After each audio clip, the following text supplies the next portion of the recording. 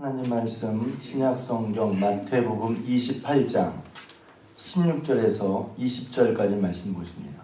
할렐루야. 고난중앙 부활절 새벽에 오신 여러분들을 주님의 이름으로 환영하고 축복합니다.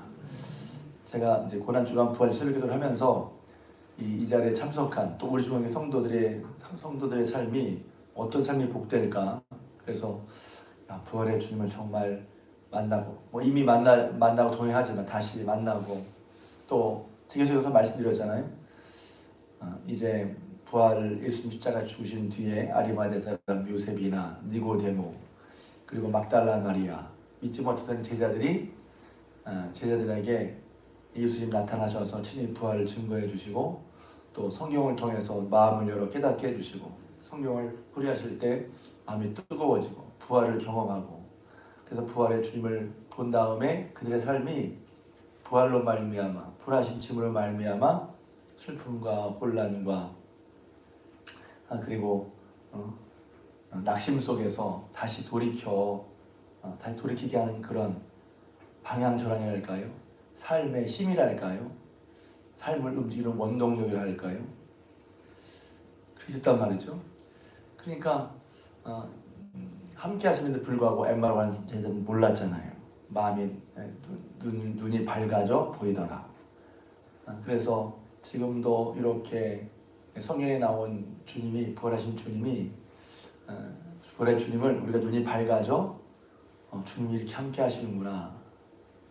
그게 믿어지는 거죠. 그리고 눈이 밝아져서 그 부활하신 주님과 함께 동행하는 그야말로 부활을 사는 저 여러분 되시기를 주님의 이름으로 부탁을 드립니다. 그런 기도가 계속해서 나와요. 왜냐하면 주님이 해주셔야 되거든. 우리의 똑같이 저도 그런 소원이 있어요. 말씀 읽을 때마다 마음이 뜨거운 경험, 눈이 밝아져서 정말 주님 부활하셨구나 하는 경험, 그 주님이 지금 나와 함께 하시구나 하는 경험, 그리고 그 주님이 부활의 능력으로 하나님이 이렇게 우리에게 능력을 베풀어 주시는데 그 능력을 믿는 믿음으로 살아가는 거잖아요.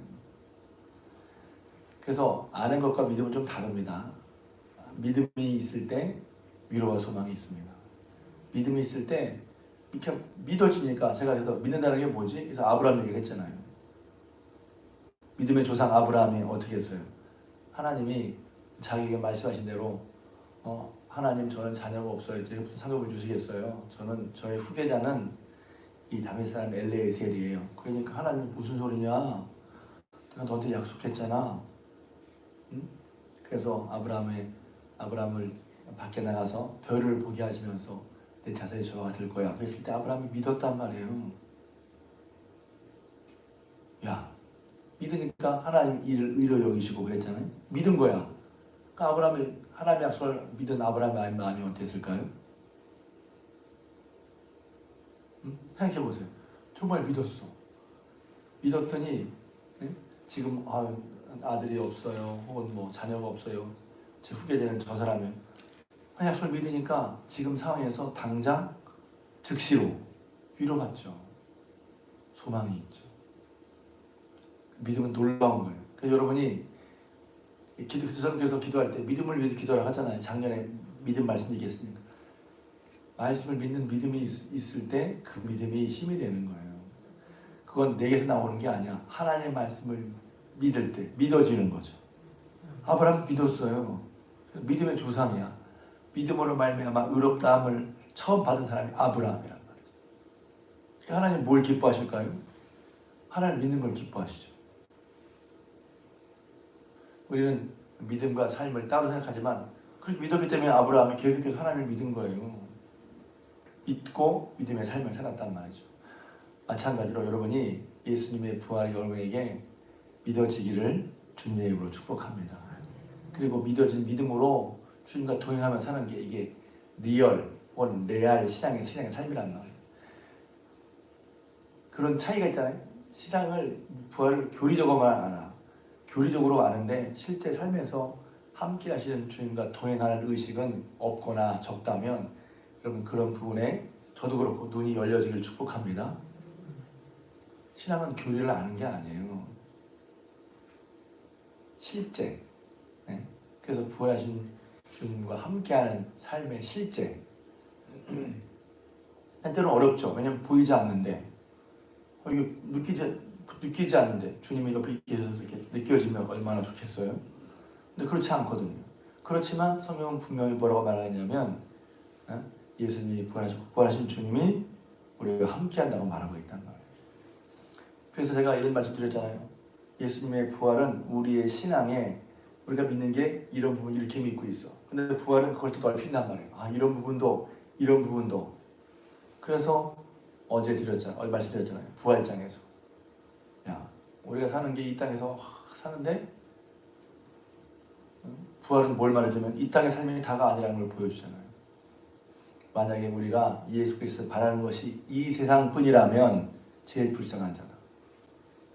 그리고 이 세상뿐이라면 우리가 어떻게 살면서 이 세상밖에 없는 목숨이라면 목숨을 함부로 하는 게 아니라 우리가 왜 날마다 예수를 믿기 위해 죽음을 각오하냔 말이에요. 그것도 잘 안 받아들이죠. 죽음을 각오하면서까지 믿어야 돼? 이런 사람이 얼마든지 있을 수 있죠. 근데 바울은 뭐라고 해요? 우리가 주를 위해 죽음을 무릅쓰고 왜 어떻게까지 우리가 할 수 있냔 말이지. 부활을 기대면 바울은 더 놀라운 소리를 하죠. 우리 날마다 죽는다. 날마다 죽음. 뿐만 아니라 부활은 또 뭘 얘기하냐면 이게 다가 아니라 우리가 다 어느 순간 호련히 변할 거란 말이에요. 신비한 얘기죠. 그리고 어쩌면 이런 말씀을 안 하다니까 이게 말씀을 멀찍이 이렇게 갖다 놓고 별로 신경을 안 써. 왜냐면 우리가 느끼는 삶은 매일매일의 삶이니까. 그래서 성경은 뭐라고 말하고 있어요? 마지막이 뭐냐? 마지막이 어떻게 되지?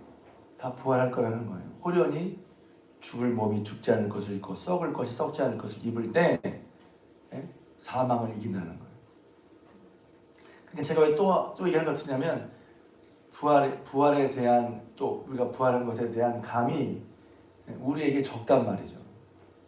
그러니까 그러면 이게 마음속에 가득 차고 넘치게 어떻게 하지? 계속 봐야죠. 계속 생각해요. 계속 기도해야죠. 그러니까 예수님께서 3번이나 제자들에게 부활한다고 말씀하셨는데 불구하고 우리 그러잖아요. 그러면 저 사람들 왜 예수님 부활을 못 믿어? 안 와닿았어요? 안 와닿았어. 빈무덤을 보면서도 안 와닿았어요.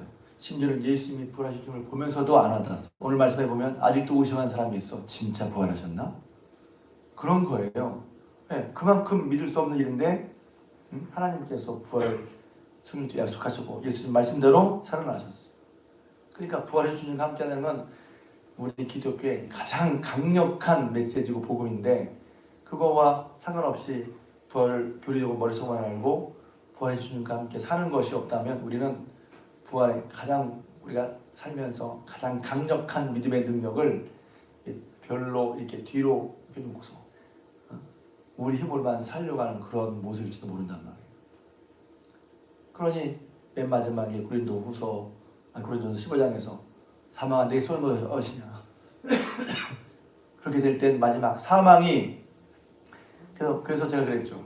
왜 그렇게 사는 게 힘들죠?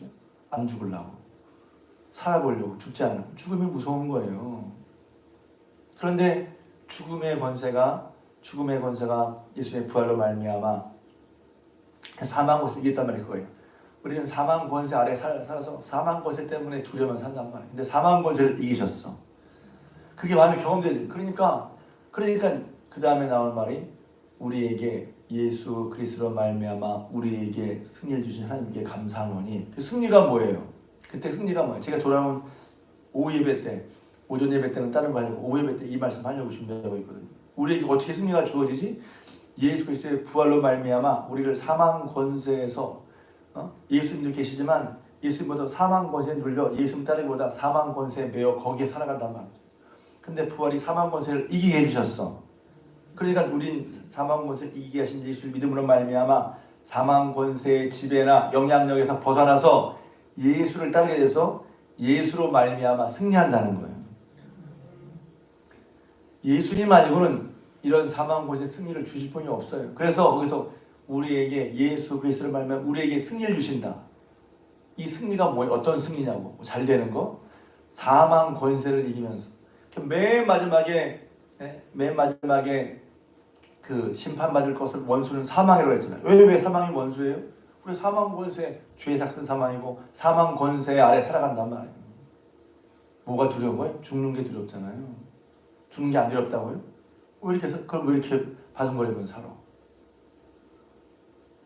근데 사망 권세를 이기신 주님이라고 말하는 게 그거란 말이에요. 그러니 우리는 사망 권세를 이기신 예수 그리스도를 의지해서 그리스도를 말미암아 우리가 승리하는 거예요.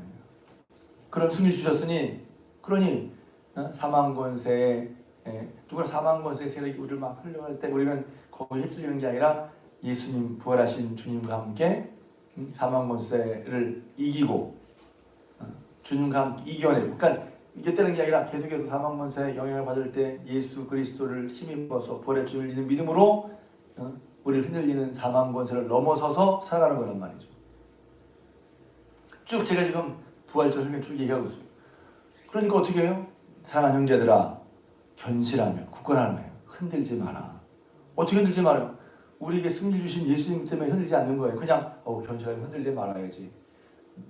내가 하겠다는 얘기가 아니라 승리 주신 부활하신 예수 그리스도를 믿는 믿음으로 우리에게 승리가 주어지니 그런 과정 가운데 견실하며 흔들리지 말고 항상 주의 일에 주의 일이 뭐예요? 그럼 교회라는 거? 그것도 맞지. 근데 주의 일이라는 것은 주님을 믿는 거란 말이죠.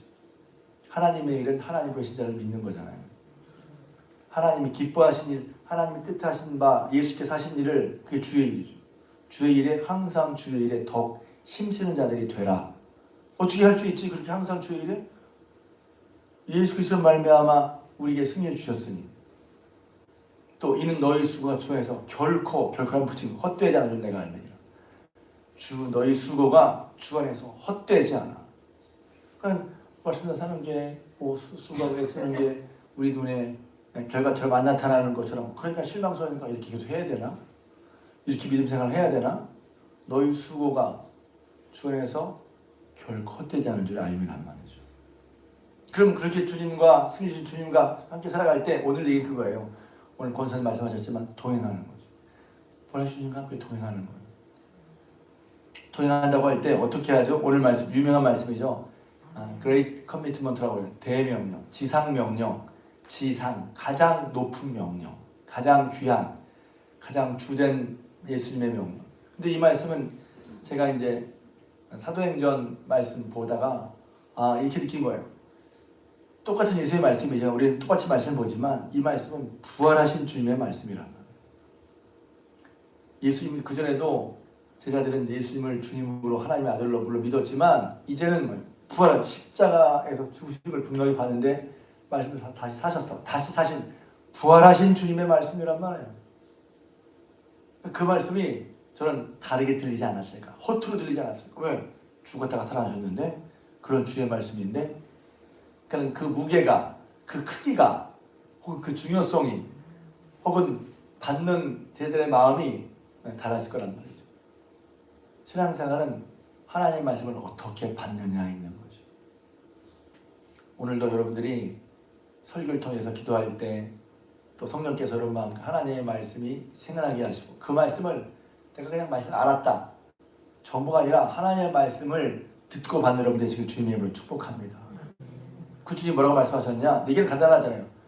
하늘과 땅의 모든 것을 내게 주셨으니 할렐루야. 주님이 부활하신다는 것은 뭐냐면 사도행전 말씀에 제가 그랬죠. 모든 심판할 권세를 아들께 다 맡기는 거예요. 아들이 됨으로 인하여는 모든 권세를 다 맡기셨어요. 그러니까 하늘과 땅에 생각해보세요. 하늘과 땅의 모든 권세가 누구에게 있어요? 예수님께 있단 말이에요. 하나님의 뜻에 따라 십자가에 죽으시고 부활하신 예수님께 하나님 아버지께서 하늘과 땅의 권세만이 아니라 하늘의 권세만이 아니라 하늘과 땅의 모든 권세를 주님께 주셨어. 그 주님의 보호하심, 그 주님의 도우심을 입으면 사는 거란 말이에요. 또 그 주님이 뭐라고 말씀하죠? 그 주님이 하시는 말씀이란 말이에요. 뭐죠? 너희는 가서 모든 민족으로 제자를 삼아 아버지와 아들과 성령의 세례를 베풀고 내가 너의 분부한 모든 것을 가르치게 하라. 이게 주의 일이란 말이에요. 부활하신 주님이 말씀하시는 거예요. 그 부활하신 주님이 능력으로 하나님의 아들로 임명되셨고 또 하늘과 땅의 모든 것을 가지신 주님이 우리와 함께 하시면서 우리에게 뭐라고 말씀하시냐면 지상대명령 내가 너의 분부한 모든 것을 가르쳐 지키게 하라 되어 있다. 일을 하는 거죠. 근데 중요한 게 있어요. 잘 들어가지는 않지만 먼저 누가 해요? 먼저 우리가 아버지께서 분부한 모든 것을 가르쳐 지켜야죠. 그것을 배우고 그것을 듣고 그것을 하면서 너희뿐만 아니라 모든 사람들에게, 모든 민족에게 이것을 가르쳐 지키게 하라. 내가 분부한 모든 것. 그래서 가르침의 내용은 예수님이 분부한 모든 것이죠. 그게 내용이에요. 어떻게 그걸 가르쳐서 어떻게 하라고요? 지키게 하라. 살게 하라. 그게 주의 일이에요. 그러면서 마지막 세 번째 중요한 건 볼지어다 내가 세상 끝날까지 너희와 항상 함께 있으리라. 그래서 부활의 주님을 못 보잖아요. 근데 이거 외에도 다른 복음서 마지막에 쟤네들이 이 말씀 나가서 복음을 전하는데 주께서 함께 하사. 그래서 부활의 주님과 함께 동행하는 거예요. 근데 그것이 처음에는 이제 경험하지 안 되니까 뭐이로써 함께 하실 믿자. 눈에 안 보이고 우리는 눈에 보이는 거, 손에 만져지는 것을 하니까. 근데 주님이 약속하셨잖아요. 부활하신 주님이 약속하셨잖아요. 하늘과 땅의 모든 것을 가진 내가 너희 분부를 내렸는데, 명령했는데, 그리고 그렇게 하는 너에게 내가 세상 끝날까지. 이것도 보면 놀라운 말씀이에요. 나의 하나님이라는 찬양을 하는데 보석보다 귀하다 하면서 그 뒤에 모든 계절 돌보신다고 그래요. 모든 계절. 봄처럼 긍정적이고 혹은 모든 것이 잘 될 때 그런 예상되는 그런 상황에서도 모든 계절 뿐만 아니라 비바람 불고 춥고 앞으로도 더 추워진다고 하는 그런 계절에서도 모든 계절 돌보신단 말이에요. 지금 이거 불안해 안 돼. 그럼 주님이 안 계신가? 그럼 주님이 안 도와주시나? 앞으로 경제가 0점 몇 프로 경제 성장률이 없다는 거죠. 어렵다는 거죠. 그래서 저도 그런 말 많이 들어요. 아예 더 어렵다고 하는 말을 들어요. 맞아요. 그것도 그런 현실을 무시할 수는 없지. 그러나 모든 길을 돌보시는 주님을 또한 믿잖아요. 그러니까 믿음을 잃어버리면, 그러니까 그런 것을 감을 잃어버리면 다 두려움. 그러니까 이런 믿음의 감을 잃어버리지 않도록 동행하시는 주님과 동행하는 주님을 잊어버리지 않도록 깨어서 주님과 동행하는 삶을 계속 사는 게 중요하죠. 그리고 그럴 때마다 어려울 때마다 더 뭐예요? 더 주님을 기억해야지. 더 주님을 찾아야지. 더 주님과 함께하는 그런 믿음의 감을 잃지 말아야지. 신앙생활을 좀 쉽게 말하면 믿음의 감을 떨어뜨리지 않는 거예요. 항상 일정한 믿음의 온도를 유지해 주는 거예요. 그래서 얼마 전에 제가 설명했잖아요. 온도가 오르락 내리락 하면 그건 불안전하다. 항상 체온이 일정한 것처럼 우리 믿음의 온도도, 믿음의 체감 온도도 일정하도록 하는 게 중요하죠. 그래서 기도하는 거예요. 그런 사람은 건강하잖아요. 신앙의 건강성도 마찬가지란 말이죠. 저도 그렇게 살기를 바라고, 그것은 오늘 말씀처럼 주님이 부활하신 주님이 하신 말씀, 하늘과 땅의 모든 권세를 내가 가지고 있다. 그 주님이 우리와 함께 하시면서 우리가 주의 일을 감당할 때 우리와 함께 하신다. 세상 끝날까지 너희와 항상 함께. 항상이란 말은 빼놓지 않고.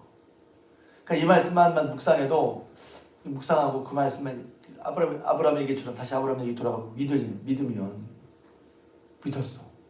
와, 볼지어다 내가 세상 끝날까지 너희와 항상 함께 있겠다.